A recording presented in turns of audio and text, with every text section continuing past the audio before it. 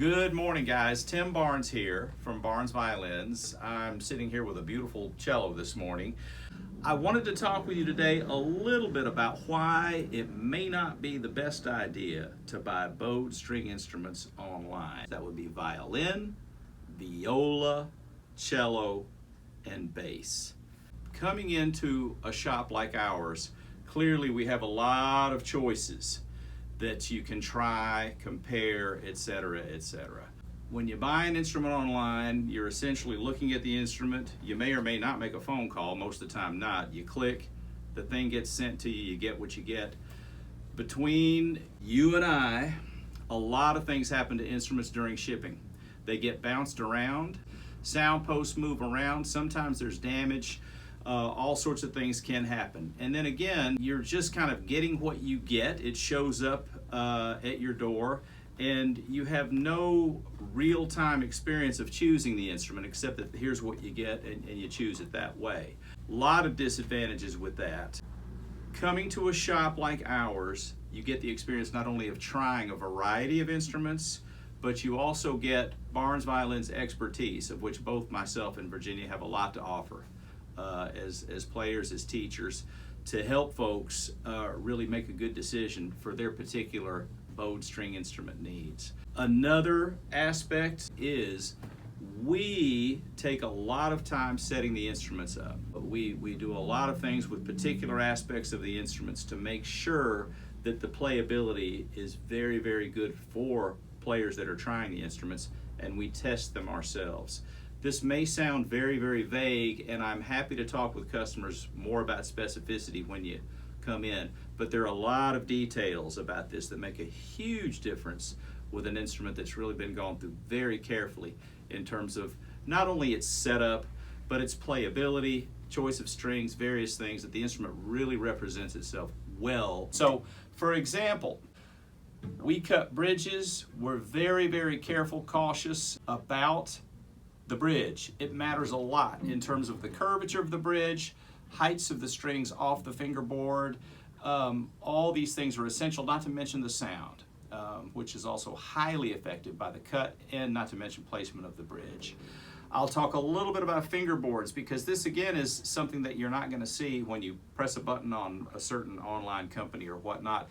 Fingerboards have essentially what's called a scoop in them. There's a bit of a curve in the board that's kind of hard to see with the eye, but if I put a straight edge up here, you could see it. And this is again something that's a detailed type thing that most of the time when you purchase something online, that detail has not been dealt with. And so what that means is what you can end up with is buzzes. And when you play the instrument, especially as you go into higher positions, you run into the instrument buzzing. That has to do with a fingerboard that has not been planed properly. This again is a real advantage when you come into a shop. You're going to know right away, in cellists and going right on up in the thumb position and everything else, you can test out everything as far as the feel of the string heights, etc., and not to mention how the cello responds in terms of the bow. Is it easy to play? Does it speak easily? And that has a lot to do, again, with the setup of the instrument, the sound post adjustment, which we go through meticulously. We test, try different things, whatnot. Again, we're very meticulous about not only lengths of sound posts, but the cuts of the post so that it fits absolutely correctly. We tend to go with Whitner tailpieces because you get the fine tuners built in. It doesn't have to be that, but a lot of cellists and violas tend to prefer having this option along with the pegs when they're tuning the instrument. There's that aspect. We've got a beautiful carbon fiber end pin custom installed on this cello. You can see here a wolf eliminator. Which again, essentially we're moving the wolf around on the cello. And I'll just give you this little tidbit. Generally speaking, the better the cello, the worse the wolf is. And I can make that generalization just from experience. So please don't get the wrong idea that just because a cello has a wolf, there's something wrong with it. There is not. It's not only a normal thing, but to some extent, the better the cello, higher degree of value and quality, the worse the wolf tone is. But all of that can be managed by moving the wolf between pitches, essentially.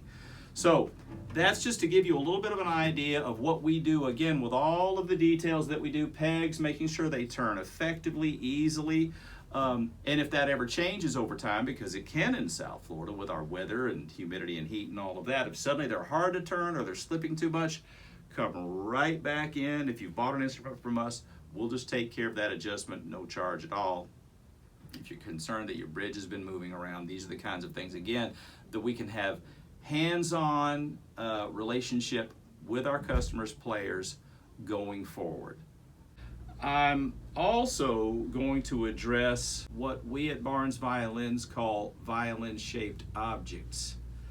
These tend to be instruments that people try to get the cheapest violin they can purchase. They buy one online through a company whose names I won't mention at this point, but it's a little bit of a deal that's essentially it's too good to be true, and it is too good to be true.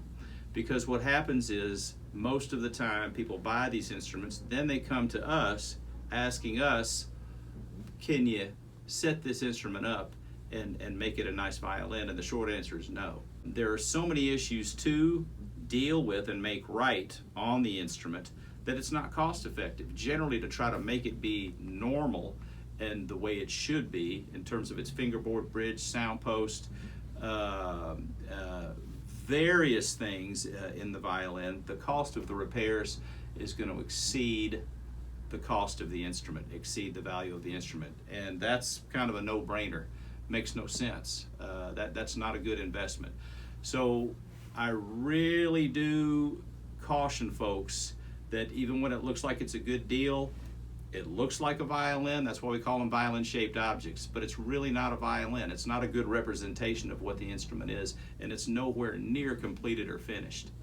So I really try to dissuade folks against this because, as I say, I have this talk with people on a fairly consistent basis who think they figured out a way to beat the system, and they went out and bought a $60 violin. Well, largely, you get what you pay for. And if I felt like I could find an incredible violin to sell at $60, I'd have them right here. There's no such thing. So that's another aspect of this. I wanted to talk a little bit about a parent's perspective. For parents, and I'm one myself, we are all insanely busy, so busy. And sometimes it just seems like it's so much easier to push a button online, have something ordered, and have it come in. I do it myself all the time with whether it be grocery items or other things that are mainstays. Simple, it's easier, it's less expensive transportation-wise. There are all kinds of things that make perfect sense. Purchasing a bowed string instrument makes no sense to do this way. There are too many intangibles, and there are too many things, especially if you're really going to invest a fairly substantial amount of money. You really want to feel like you've done due diligence, and it makes a big difference in terms of your overall experience when you really feel like you've had a chance to compare, look through things, understand, hopefully be educated, so that at the end of the day, you feel very confident about your purchase, not only that day, but for years to come with everything. And Barnes Violins is very much aware of our relationship when somebody purchases an instrument from us. It's only beginning.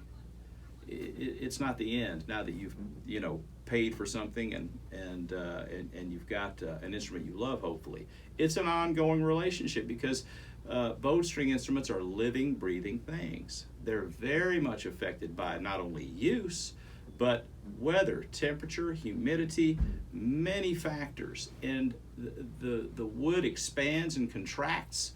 Things can change. The voice can change. They need TLC and looking after, and that again is something, not only can we do it, but we do it, and we try to get in the minds to a certain extent of our customers and players to help them solve the issues that they want to solve. So I hope this is helpful. I do not recommend buying a bowed string instrument online. I think the convenience is far outweighed by the lack of being able to compare and the lack of human contact and interaction, which I think is very important in this process. Thank you so much for tuning in today. Please like and subscribe and let us know if you have any questions or concerns about this topic. Thanks again and have a great day.